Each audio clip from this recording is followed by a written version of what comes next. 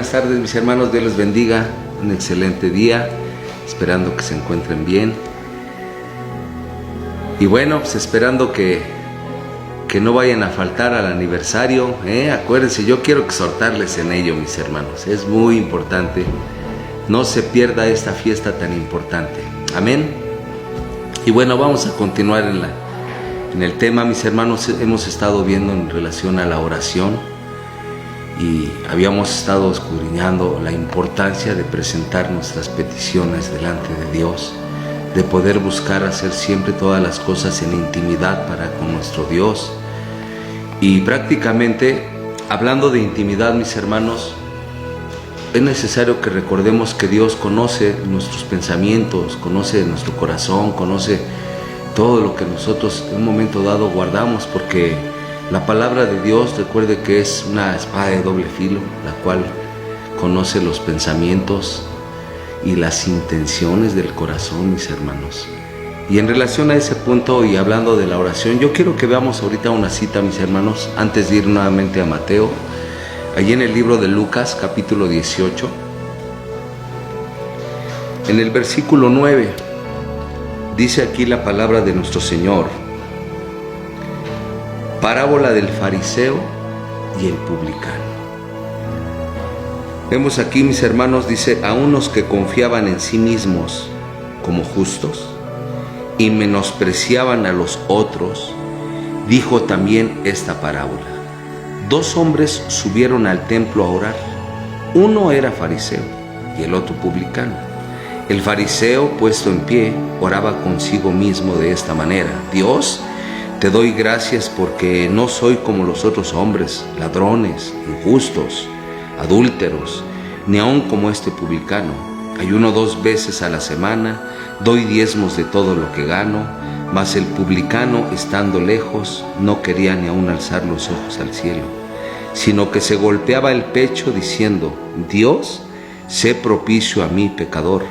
Os digo que éste descendió a su casa justificado antes que el otro.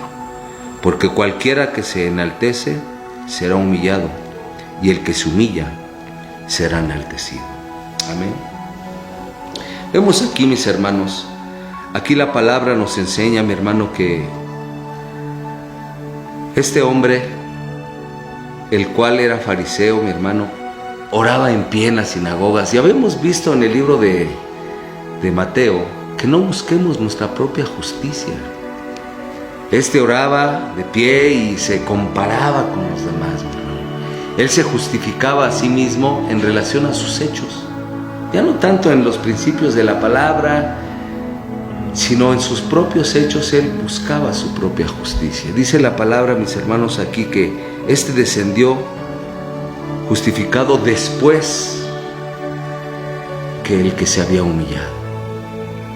Porque aquí si vemos algo, dice mi hermano, que cualquiera que se enaltece será humillado. Y bueno, mi hermano, puede haber personas que un momento dado a lo mejor buscan enaltecerse, que los vean, que sean reconocidos. Mi hermano,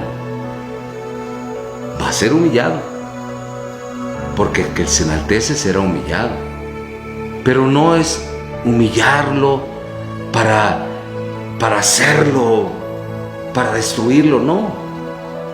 Mi hermano, si Dios busca quebrantar nuestro corazón, como dijo el rey David: antes que fuese yo quebrantado, enaltecido estaba.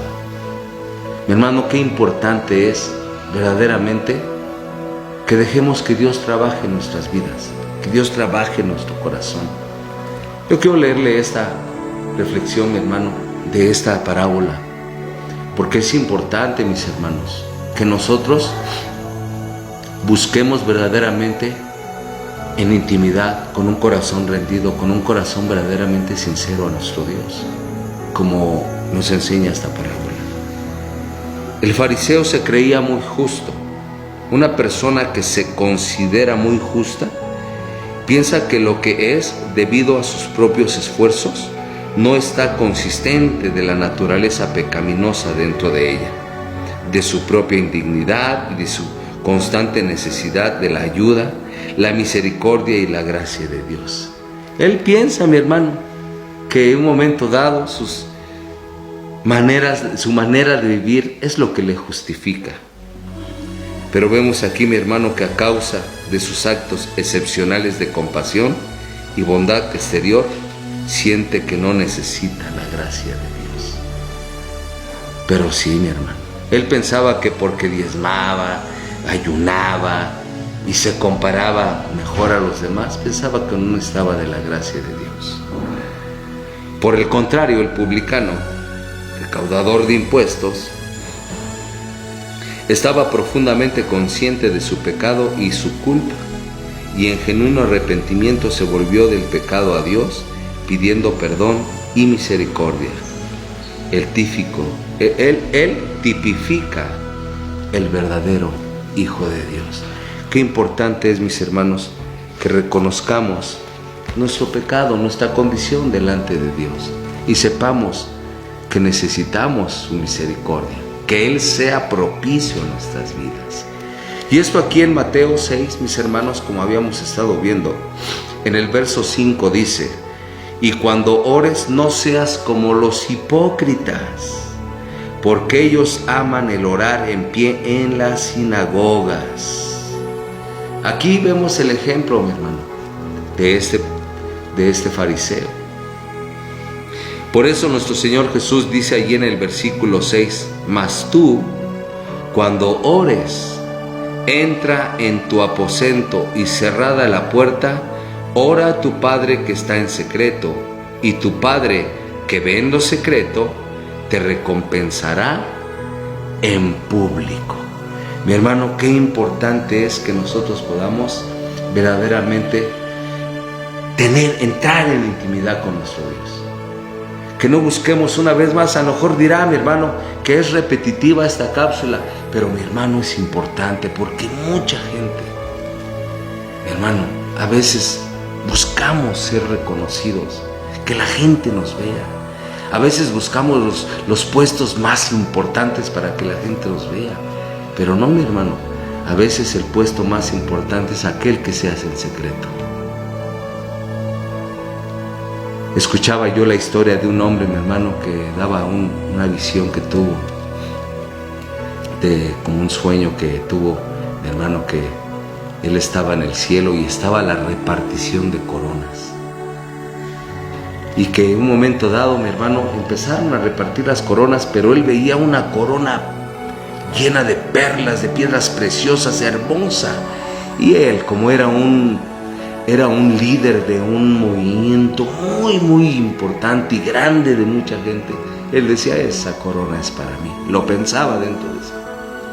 Y empezaron a repartir las coronas y todo.